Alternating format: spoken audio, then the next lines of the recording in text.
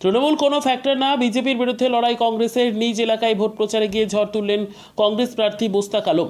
তৃণমূল রাজনৈতিক ময়দানে নেই, কেন্দ্রের বিজেপি সরকারের বিরুদ্ধে লড়াই কংগ্রেসের। বিজেপিকে সুবিধে করে দেওয়ার জন্য তৃণমূল ভোট কাটার চেষ্টা করছে। ভোট প্রচারে গিয়ে উত্তর মালদা লোকসভা কেন্দ্রের কংগ্রেস প্রার্থী মোস্তাক আলমকে এমনটাই বলতে শোনা গেল। বুধবার চাচল বিধানসভার কুশিদা, রশিদাবাদ ও বড়ুই তিনটি গ্রাম পঞ্চায়েত এলাকায় ভোট প্রচার সারলেন মোস্তাক। এদিন কংগ্রেস প্রার্থী মোস্তাককে রাস্তায় দাঁড়িয়ে এলাকার মানুষজন ফুল দিয়ে সংবর্ধনা জানান।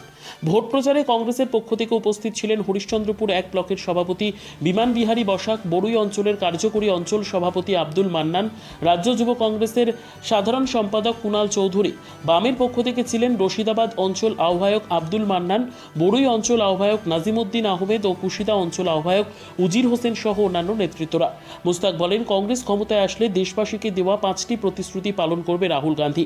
পিছিয়ে পড়া পরিবারের একজন মহিলাকে প্রতি বছর 1 লক্ষ টাকা, শিক্ষিত বেকার যুবক যুবতীদের বছরে 1 লক্ষ টাকা, 30 লক্ষ শূন্য পদে সরকারি কর্মী নিয়োগ, আশা অঙ্গনওয়াড়ি কর্মীদের ভাতা দ্বিগুণ করা হবে।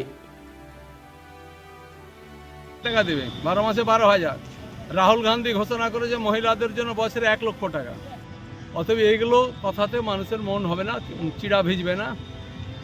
আর তৃণমূল কোনো ফ্যাক্টরের মধ্যে নাই, লড়াই তো দিল্লির বিরুদ্ধে, বিজেপির বিরুদ্ধে। এটা তো রাজ্যের ভোট নয়। আর তৃণমূল ওগুলো বিজেপির সুবিধা করবার জন্য ভোট কাটছে, ভোট কাটার চেষ্টা করছে। তাতে কোনো লাভ হবে না।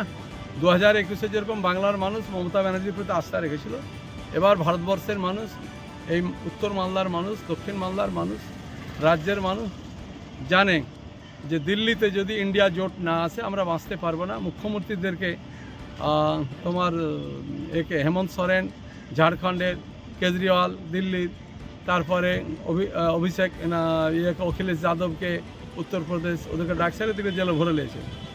অতএব মানুষ জানে কি যে মানুষের কণ্ঠরোধ করার জন্য গণতন্ত্রকে হত্যা করতে চায়। সংবিধান আজকে বিপন্ন, ভারতবর্ষের জুডিশিয়ারি আক্রান্ত, এর হাত থেকে বাঁচতে হবে। সেকুলারিজম শব্দটা ধূলিসাৎ হতে যাচ্ছে। তাই দিল্লিতে সরকার গড়বে এবং রাহুল গান্ধী যা বলে তা করে। যে কতগুলো আমাদের তেলেঙ্গানা বলুন, কর্ণাটক বলুন, সেখানে অলরেডি চালু করেছে, এর আগের রাজ্যগুলো চালু করেছিল। তাই মানুষ রাহুল গান্ধীর 9 মাসে 6 মাস ন্যায় পদযাত্রা আর 3 মাস ন্যায় যাত্রা, মানুষের প্রতি মানুষের একটা রাহুল গান্ধীর প্রতি আস্থা এসছে এবং ইন্ডিয়া জোট ক্ষমতায় আসবে। 4ঠা দিন মোদী বিদায় নেবে, এতে কোনো সন্দেহ নেই। আমরা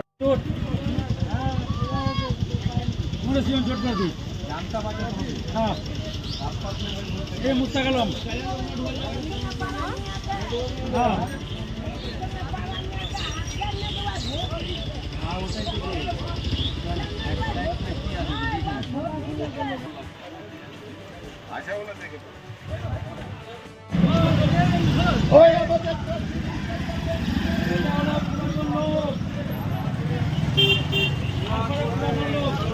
সমস্ত ভোট চাই।